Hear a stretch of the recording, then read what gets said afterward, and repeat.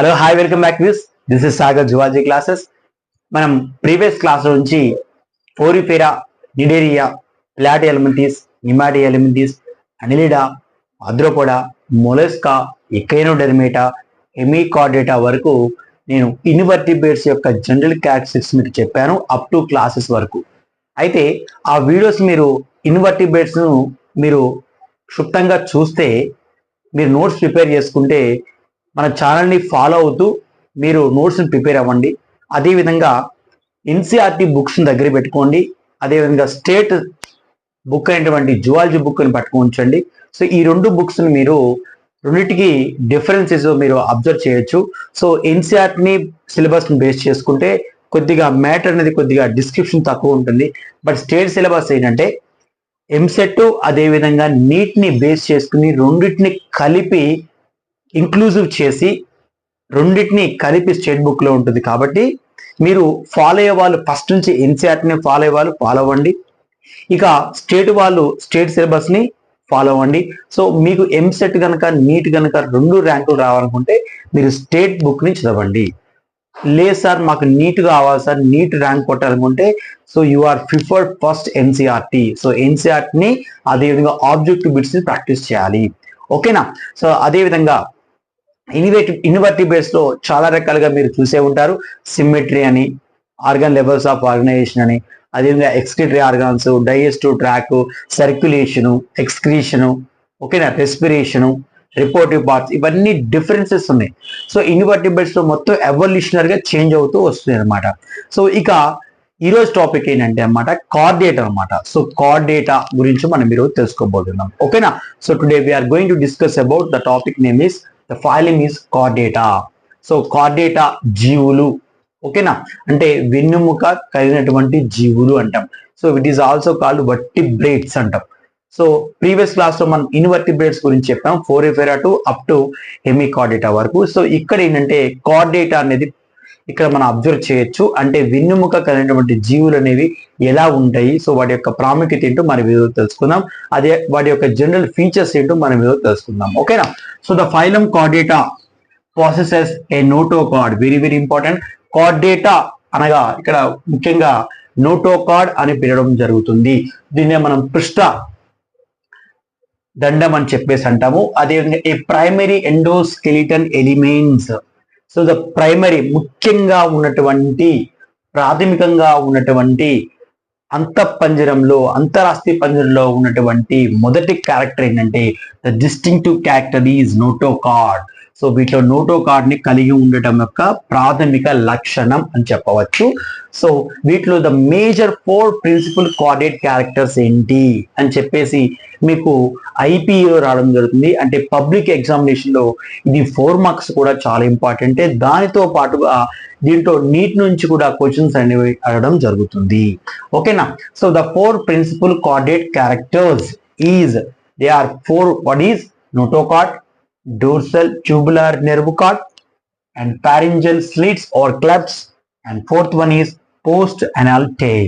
So post anal tail అని చెప్పవచ్చు. So first ఏంటంటే నోటోకార్డ్, మనం ఇప్పుడే చెప్పుకున్నాం.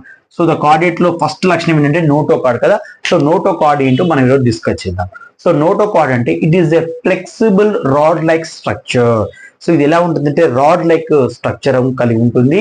అదేవిధంగా situated along with the mid dorsal line between the gut and the nerve cord. అంటే మీరు ఇక్కడ అబ్జర్వ్ చేస్తే, సో ఇది ఒక ఎంబ్రియానిక్ స్టేజ్ కనుక మనం అబ్జర్వ్ చేసినప్పుడు ఇక్కడ situated along with the mid dorsal line between the gut and the nerve cord.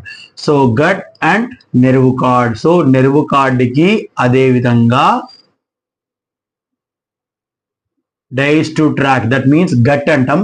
So ఆ గట్టికి బిట్వీన్ లో ఉన్నది దాన్ని మనం ఏమంటామంటే, సో దీన్ని మనం ఏమంటామంటే మనం నోటోకార్డ్ అంటాం. నోటోకార్డ్ అని చెప్పవచ్చు. ఓకేనా? So notochord. So between the gut and nerve cord. So దీన్ని మనం గట్ అంటాము. సో ఇది నెర్వ్ కార్డ్. ఓకేనా? So between the gut and the nerve cord. So it is derived from the ectomy, that is called chordamesodermal. So they are derived from chordomesoderm. Very very important. So the chordata is derived from which layer అంటారు? జర్మల్ layer. Ectoderm, endoderm, mesoderm అన్నప్పుడు మీరు కార్డా mesoderm అనే word గుర్తుపెట్టుకోండి. ఇది చాలా important అన్నమాట. So mesoderm నుంచి వస్తుంది అని గుర్తుపెట్టుకోండి. Next, it is made up of 3 core like structures. One is vacuolated cells, it is surrounded by, so vacuolated cells అనేవి కలిగి ఉంటాయి. దీని చుట్టూ inner thick fibrous connective tissue ఉంటుంది, అదేవిధంగా outer thin elastic connective tissue ఉంటుంది.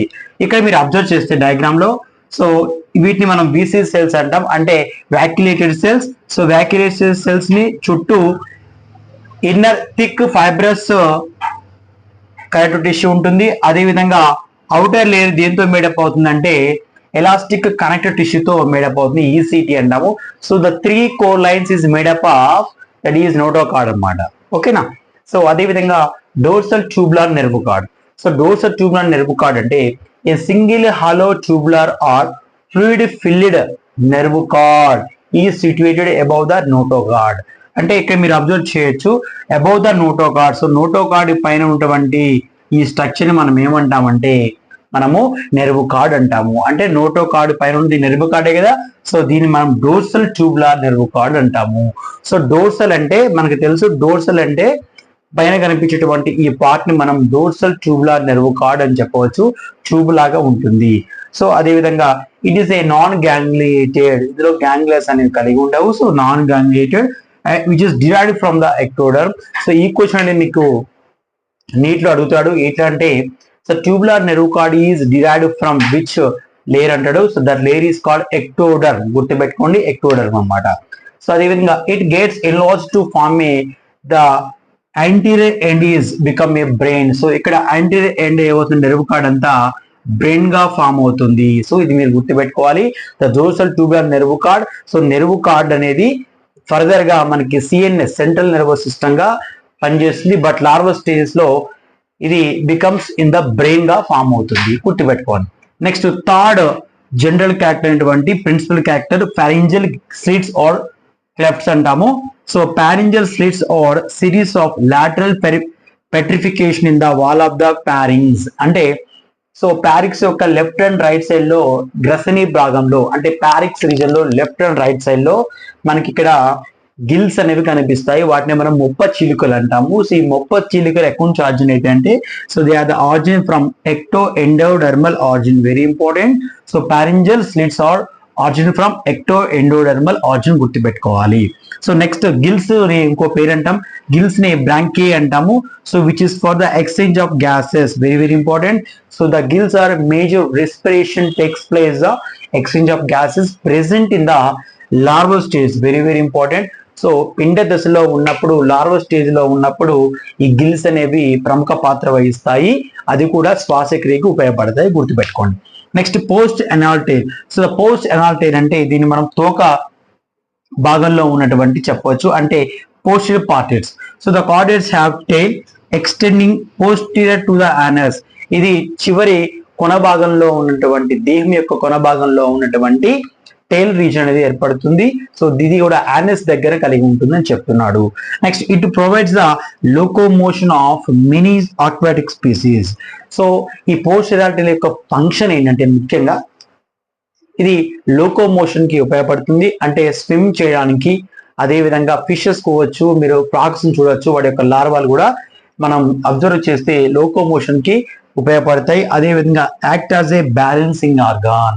సో బ్యాలెన్సింగ్ ఆర్గాన్ గా some కంగారో species, Australia దేశానికి చెందినటువంటి కంగారో స్పీసీస్ లో బ్యాలెన్సింగ్ ఆర్గాన్ గా దేహం అనేది స్టేబుల్ గా ఉంచబడుతుంది అనమాట.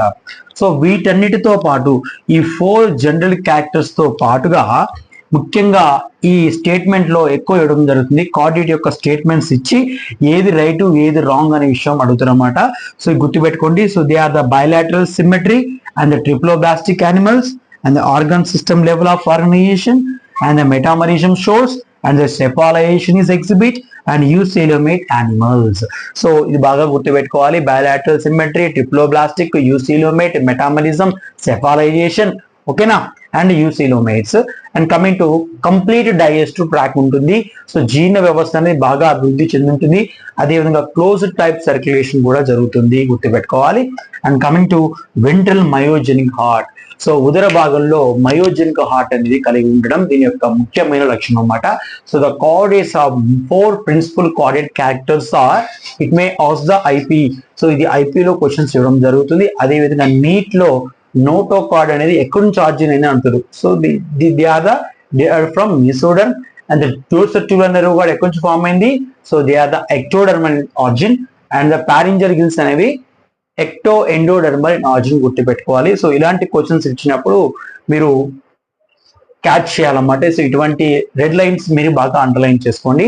సో నోట్స్ అనేది ఒకసారి స్క్రీన్ షాట్ తీసుకుంటే మీకు ఈజీగా అండర్స్టాండింగ్ బాగుంటుంది అనమాట. ఓకేనా? కాబట్టి మీరు ఆబ్జెక్టివ్స్ ని ప్రిపేర్ అవ్వండి. సో ఎన్సిఆర్టీ అదేవిధంగా స్టేట్ బుక్స్ ని రెండింటిని చదువుతూ ముందుకు పోండి. దాన్ని బట్టి జువాలజీ ఏమైనా డౌట్స్ ఉన్నా కామెంట్ సెక్షన్ లో పెట్టండి. ఓకేనా? సో ఈ వీడియో కనుక మీకు నచ్చినట్టయితే లైక్ చేయండి, షేర్ చేయండి, ముందుగా సబ్స్క్రైబ్ చేయండి. Thank you.